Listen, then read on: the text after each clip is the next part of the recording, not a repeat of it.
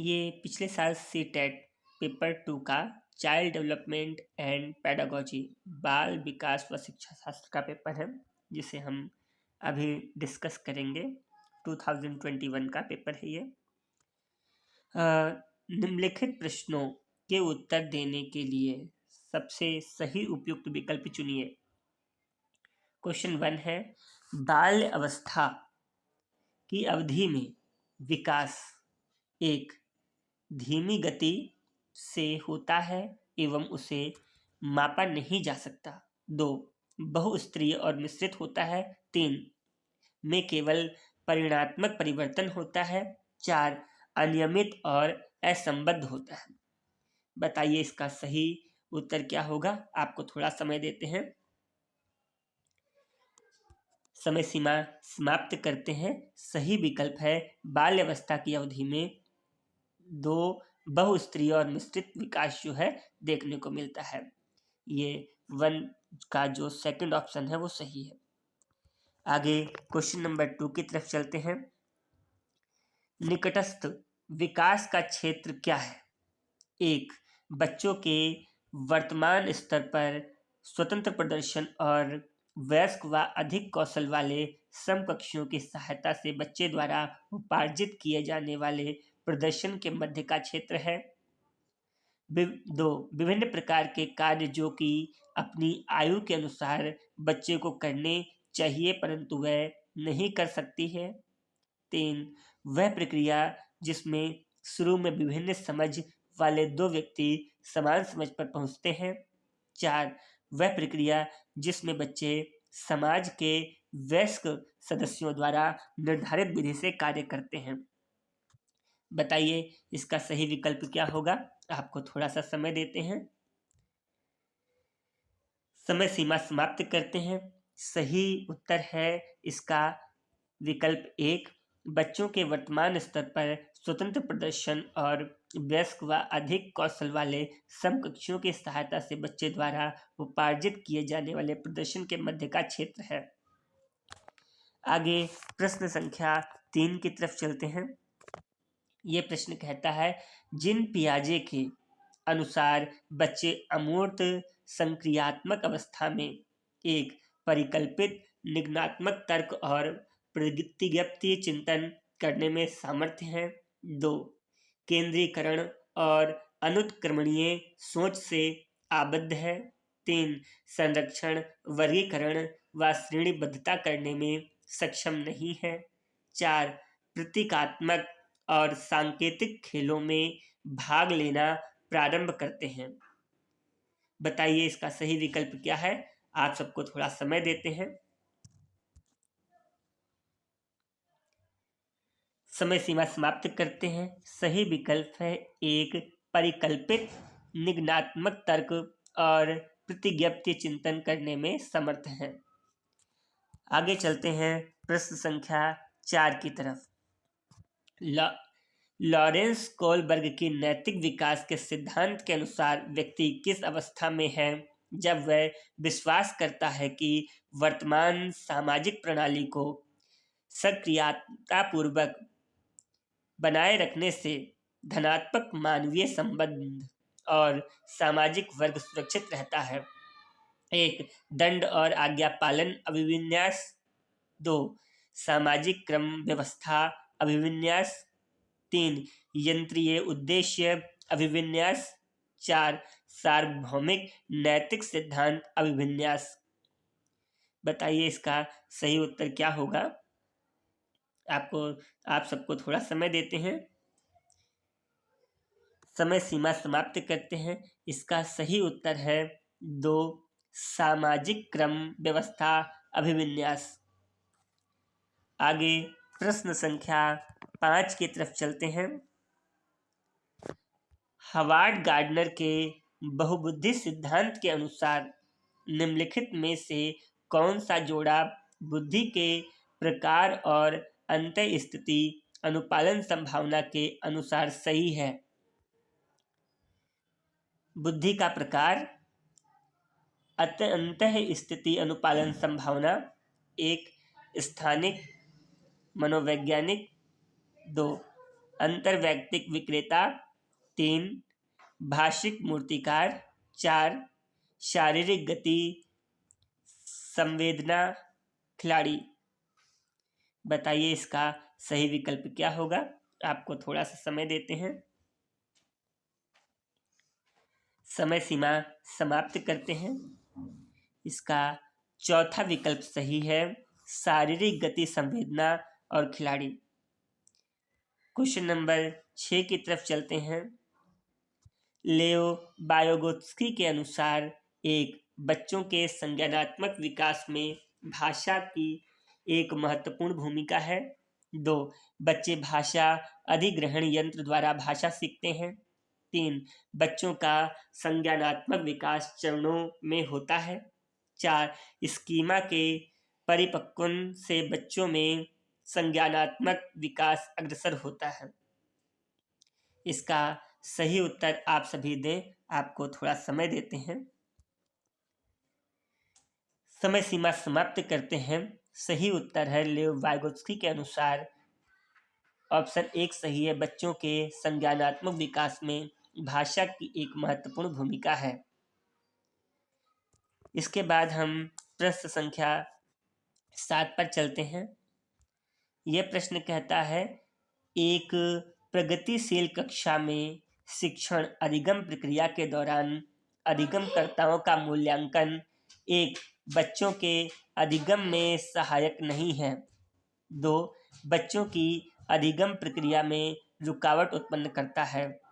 Number 3 विचारकों को प्रतिपुष्टि देने के प्रयोजन से बेहद सफल, कम सफल व असफल विद्यार्थियों को पहचानने में सहायक होता है।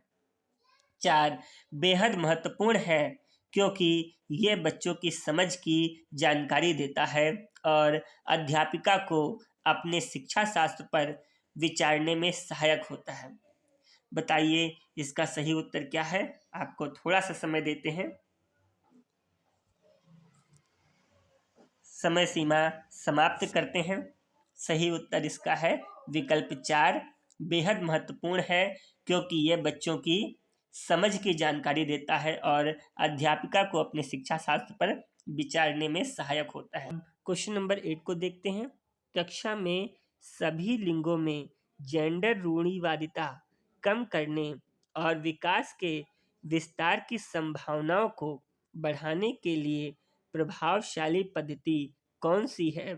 1 लिंगों के जैविक अंतरों की उपेक्षा करना और उन्हें अस्वीकार करना। 2 समाज में चित्रित लिंग भूमिकाओं को प्रबल करना। 3 एक ही लिंग के योग्यता समूह बनाना। 4 क्रियाकलाप के लिए मिश्रित लिंग समूह बनाना और विचार विमर्श को प्रोत्साहित करना। आपको इसका सही आंसर बताना है, थोड़ा समय देते हैं, आंसर बताइए इसका क्या होगा। समय समाप्त हुआ। इसका सही विकल्प है 4 क्रियाकलाप के लिए मिश्रित लिंग समूह बनाना और विचार विमर्श को प्रोत्साहित करना। आगे क्वेश्चन नंबर 9 की तरफ चलते हैं। अध्यापकों को कक्षा में बहुभाषीयता को डैश समझना चाहिए। 1 गुण और साधन। 2 एक रुकावट। 3 एक समस्या। 4 एक व्यवस्थागत मुद्दा। इसका सही आंसर आप सभी बताएं, आपको थोड़ा समय देते हैं, समय सीमा समाप्त करते हैं। सही विकल्प है एक गुण और साधन। अध्यापकों को कक्षा में बहुभाषिता को एक गुण और साधन समझना चाहिए। आगे चलते हैं क्वेश्चन नंबर 10 की तरफ। क्वेश्चन 10 कहता है, बाल केंद्रित कक्षा वह है जिसमें 1 अध्यापक केवल पाठ्य पुस्तक को ज्ञान के स्रोत के लिए उपयोग करता है। 2 अध्यापक बच्चों को उनकी क्षमता के आधार पर वर्गीकृत करता है। 3 बच्चों के व्यवहार को निर्देशित करने के लिए अध्यापक पुरस्कार और दंड का प्रयोग करता है। 4 अध्यापक लचीला है और प्रत्येक बच्चे की व्यक्तिगत आवश्यकताओं को पूरा करता है। इसका सही विकल्प आप बताएं। हम आपको थोड़ा समय देते हैं। अब समय सीमा समाप्त करते हैं। इसका सही विकल्प है 4 अध्यापक लचीला है और प्रत्येक बच्चे की व्यक्तिगत आवश्यकताओं को पूरा करता है। यह बाल केंद्रित कक्षा है। आगे हम चलते हैं प्रश्न संख्या 11 की तरफ। 11वां प्रश्न कहता है, किस मनोवैज्ञानिक के अनुसार बच्चों के संज्ञानात्मक विकास में सांस्कृतिक उपकरण एक महत्वपूर्ण भूमिका निभाते हैं? 1 लेओ वाइगोत्स्की, 2 जीन पियाजे, 3 अल्बर्ट बंडूरा, 4 B.F. स्किनर। इसका सही उत्तर बताइए। आपको थोड़ा समय देते हैं। समय सीमा समाप्त करते हैं। लेओ वाइगोत्स्की ऑप्शन नंबर 1 इसका सही है। ये सांस्कृतिक उपकरण को एक महत्वपूर्ण भूमिका निभाते हैं संज्ञानात्मक विकास के लिए बच्चों के। तो लेओ वाइगोत्स्की इसका सही उत्तर है। आगे चलते हैं प्रश्न संख्या 12 की तरफ। 12वां प्रश्न कहता है, आंशिक दृष्टि वाले विद्यार्थियों के लिए निम्नलिखित में से कौन सी अधिगम सामग्री उपयुक्त नहीं है?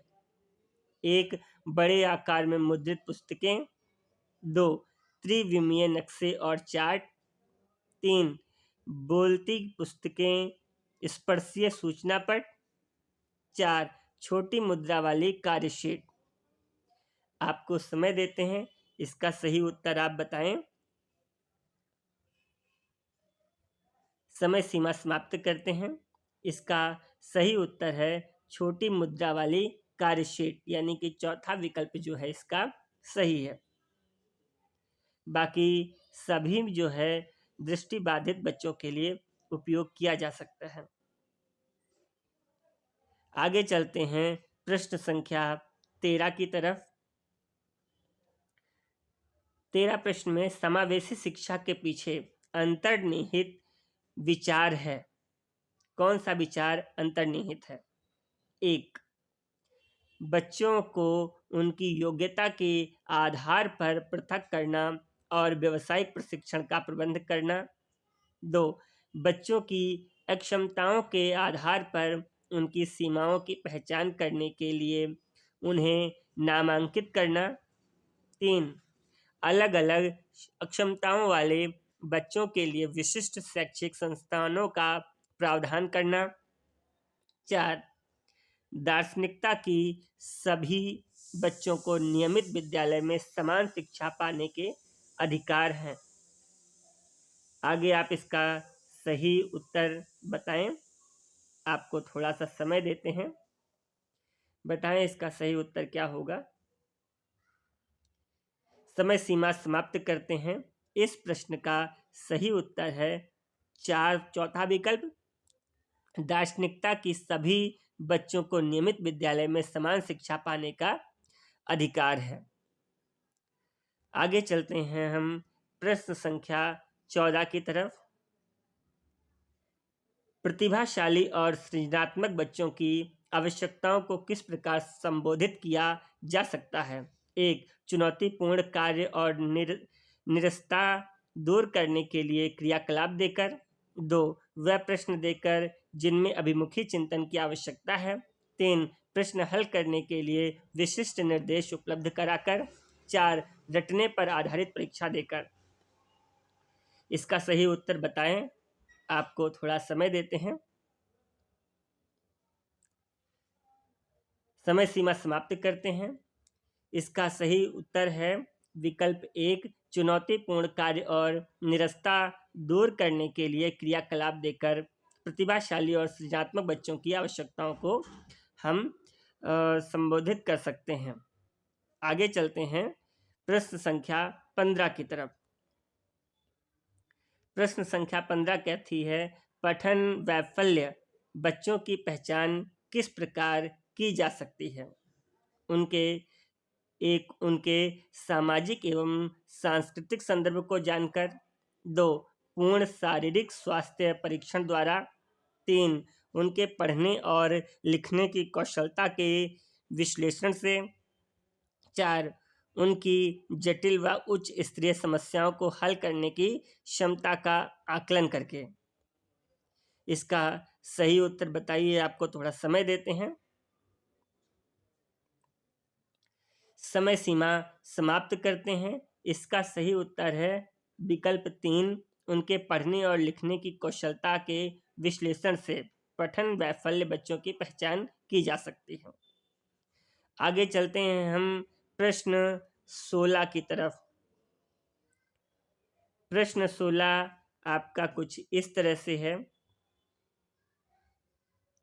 प्रतिकूल परिस्थितियां और वंचित पृष्ठभूमि वाले अधिगमकर्ताओं को संबोधित करने के लिए निम्नलिखित में से कौन सी पद्धति प्रभावशाली नहीं है? इसके विकल्प हैं अधिगमकर्ताओं से बातचीत करके उनकी आवश्यकताओं और उनके सम्मुख आई चुनौतियों को समझना। 2, अधिगमकर्ताओं को विद्यालय के बाहर ट्यूशन पढ़ने के लिए कहना, जिससे कि अध्यापक को उन पर अधिक ध्यान न देना पड़े। 3, विद्यार्थियों को संतुलित चुनौतीपूर्ण लक्ष्यों के लिए अभिप्रेरित करना और उपयुक्त शिक्षण सहायता उपलब्ध कराना। 4, कार्यकलापों के लिए सहयोगी समूह बनाना और शिक्षार्थियों को एक दूसरे का समर्थन करने के लिए प्रोत्साहित करना। इसका सही उत्तर आप सभी बताएं। आपको थोड़ा समय देते हैं। समय सीमा समाप्त करते हैं। सही विकल्प है 2, अधिगमकर्ताओं को विद्यालय के बाहर ट्यूशन पढ़ने के लिए कहना, जिससे कि अध्यापक को उन पर अधिक ध्यान न देना पड़े। यह प्रतिकूल परिस्थितियों और वंचित पृष्ठभूमि वाले अधिगमकर्ताओं को संबोधित करने के लिए बिल्कुल गलत पद्धति है। आगे चलते हैं हम प्रश्न नंबर 17 की तरफ। क्वेश्चन नंबर 17 कहता है बच्चों के अधिगम में शारीरिक स्वास्थ्य और सांवेगिक अवस्था डैश है, कौन सी है? 1, का कोई प्रभाव नहीं होता। 2, की एक महत्वपूर्ण भूमिका है। 3, का कोई आपसी संबंध नहीं है। 4, की भूमिका नगण्य है। आपको समय देते हैं, इसका सही विकल्प बताइए। हाँ, समय सीमा समाप्त करते हैं। सही विकल्प 2 है कि एक महत्वपूर्ण भूमिका है, यानी बच्चों के अधिगम में शारीरिक स्वास्थ्य और सांवेगिक अवस्था की एक महत्वपूर्ण भूमिका है। आगे प्रश्न संख्या 18 को देखते हैं। कक्षा में अर्थपूर्ण अधिगम को प्रोत्साहित करने के लिए अध्यापिका को 1, विद्यार्थियों की सहायता करनी चाहिए वह अपने मनोभावों और अभिप्रेरणों को सुव्यवस्थित कर पाएं। 2, विद्यार्थियों को उनके प्रदर्शन के आधार पर वर्गीकृत और नामांकित करने उनके योग्यता आधारित समूह बनाने चाहिए। 3, विद्यार्थियों में संवाद और परिचर्चा को प्रोत्साहित करना चाहिए जिससे वह बहु परिप्रेक्ष्य करने में सशक्त हों। 4, कक्षा में विविधता की उपेक्षा करके शिक्षण की मानक विधि को अपनाना चाहिए। इसमें से सही विकल्प कौन से हैं वो आपको चुनने हैं। 1, 3 है। 2, 3 है। 3, 3, 4 है या 4, 1, 2, 3, 4 चारों के चारों हैं। अब आपको थोड़ा समय देते हैं, प्रश्न को ध्यान से देखिए, फिर इसका सही उत्तर बताएं क्या होगा।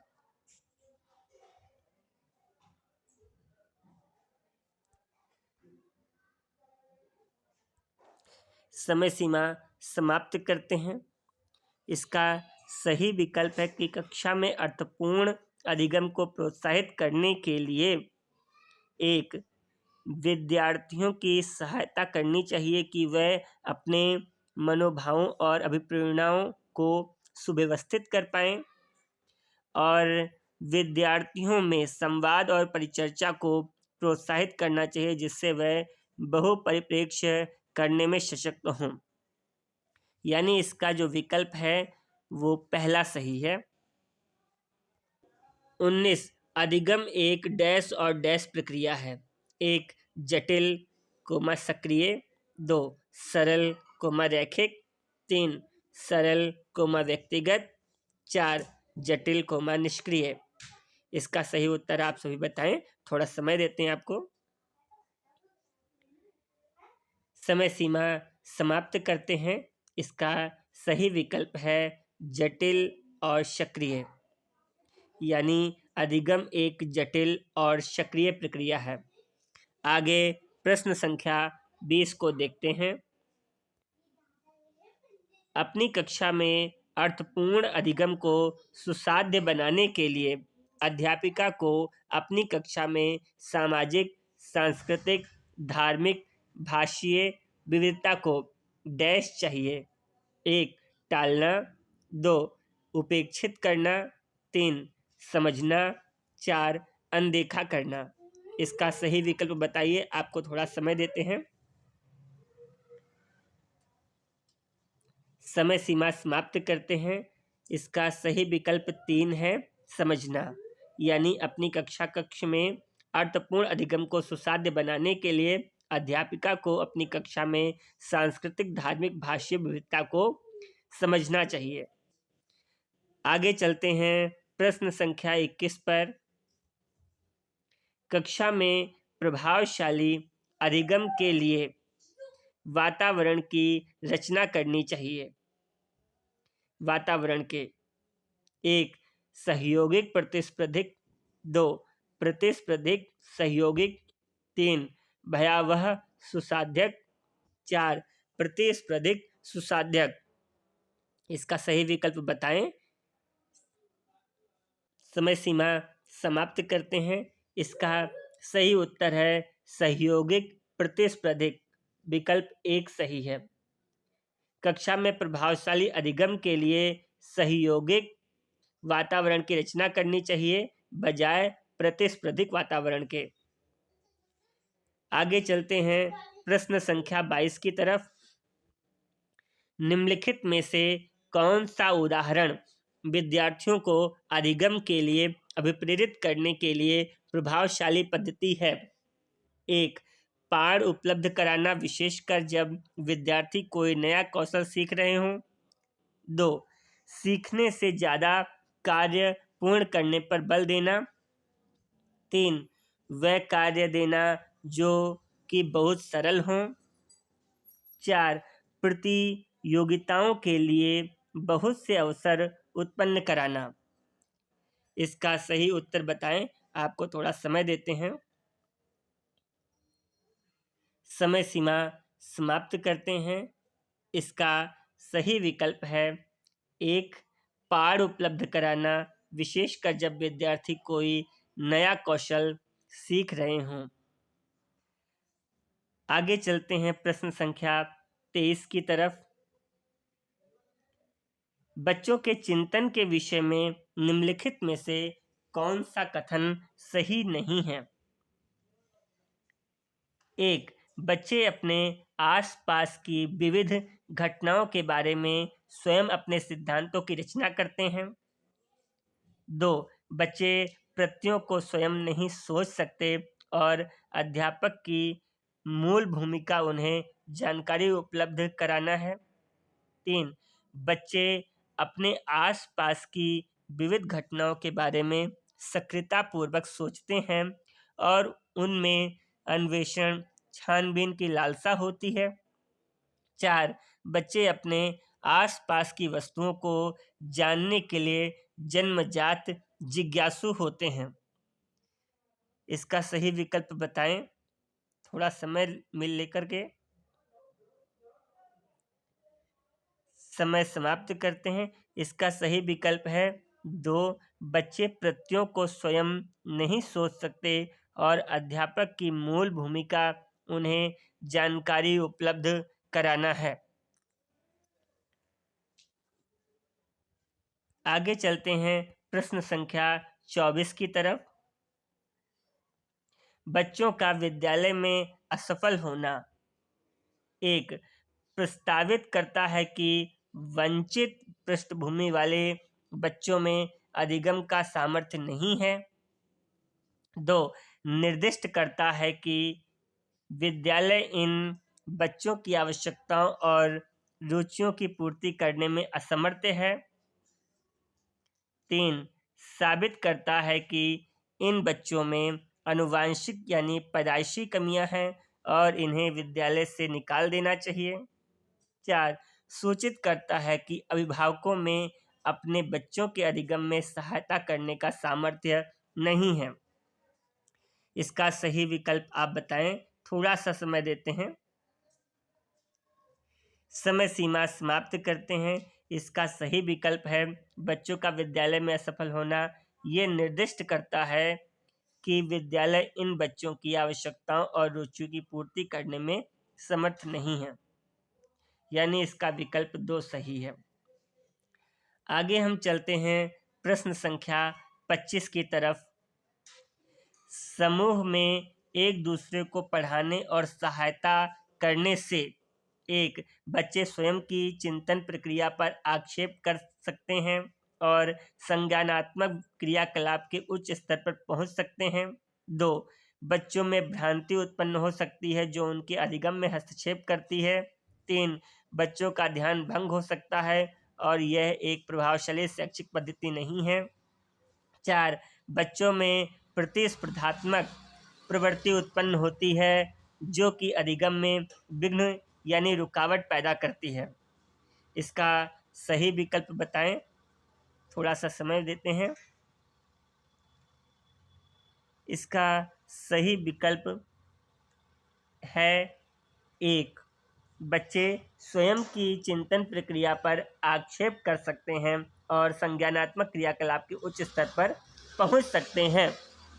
आगे प्रश्न संख्या 26 है। एक डेस्क कक्षा में अध्यापिका अपनी शिक्षा शास्त्र व आकलन की विधियों को विद्यार्थियों की व्यक्तिगत जरूरतों के अनुसार परिवर्तित करती है। 1, अध्यापक केंद्रित। 2, प्रगतिशील। 3, पाठ्य पुस्तक केंद्रित। 4, व्यवहारवादी। थोड़ा समय आपको देते हैं, सही विकल्प चुनिए। समय सीमा समाप्त करते हैं। इसका सही विकल्प है 2, प्रगतिशील। यानी एक प्रगतिशील कक्षा में अध्यापिका अपनी शिक्षा शास्त्र व आकलन की विधियों को विद्यार्थियों की व्यक्तिगत जरूरतों के अनुसार परिवर्तित करती है। आगे हम प्रश्न संख्या 27 की तरफ चलते हैं। 27 प्रश्न में है, विकास के विषय में निम्नलिखित में से कौन सा कथन सही है। 1, बच्चों के विकास में बहुत सी सांस्कृतिक विविधताएं होती हैं। 2, संसार में सभी बच्चों का विकास एक ही क्रम में और सुनिश्चित समय से होता है।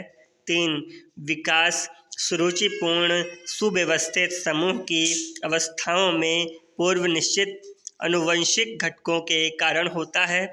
4, विकास एक सरल और एक दिशीय प्रक्रिया है। आपको थोड़ा समय देते हैं। इसका सही विकल्प चुनिए। समय सीमा समाप्त करते हैं। इसका सही विकल्प 1 है, बच्चों के विकास में बहुत सी सांस्कृतिक विविधताएं होती हैं। आगे हम चलते हैं प्रश्न संख्या 28 की तरफ। निम्नलिखित में से मध्य बाल्यावस्था की अवधि का मुख्य प्रमाण चिन्ह कौन सा है। 1, प्रतीकात्मक खेल का उभरना। 2, तर्कसंगत विचारों का विकास जो कि प्राकृतिक रूप से मूर्त है। 3, पेशीय कौशल और समग्र शारीरिक वृद्धि का तेजी से विकास। 4, वैज्ञानिक तर्क और अमूर्त रूप से सोचने की क्षमता का विकास। आपको थोड़ा समय देते हैं, सही विकल्प चुनिए। समय सीमा समाप्त हुई। इसका सही विकल्प है 2, तर्क संगत विचारों का विकास जो कि प्राकृतिक रूप से मूर्त है। आगे चलते हैं प्रश्न संख्या 29 की तरफ।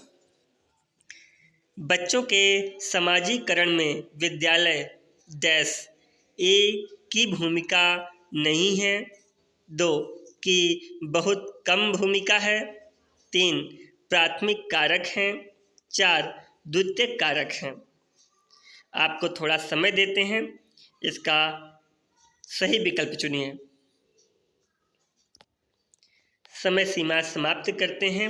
इसका सही विकल्प है 4 द्वितीयक कारक, यानी बच्चों के समाजीकरण में विद्यालय द्वितीयक कारक के रूप में कार्य करता है। आगे चलते हैं प्रश्न संख्या 30 की तरफ, जो कि बाल विकास का यानी CDP का यह अंतिम प्रश्न है। निम्नलिखित में से किस मनोवैज्ञानिक ने प्रस्तावित किया है कि बच्चों का चिंतन गुणात्मक रूप से वयस्कों की अपेक्षा अलग होता है? 1 जीन पियाजे ने, 2 लेओ वाइगोत्स्की ने, 3 हावर्ड गार्डनर ने, 4 लॉरेंस कोहलबर्ग ने। आपको थोड़ा समय देते हैं, सही विकल्प चुनिए। समय सीमा समाप्त करते हैं। सही विकल्प है 1 जीन पियाजे, यानी जीन पियाजे ने इस बात को कहा है कि बच्चों का चिंतन गुणात्मक रूप से वयस्कों की अपेक्षा अलग होता है। इस तरह से CDP का यह प्रीवियस ईयर यानी 2021 का पेपर ख़त्म हुआ। Thanks for watching.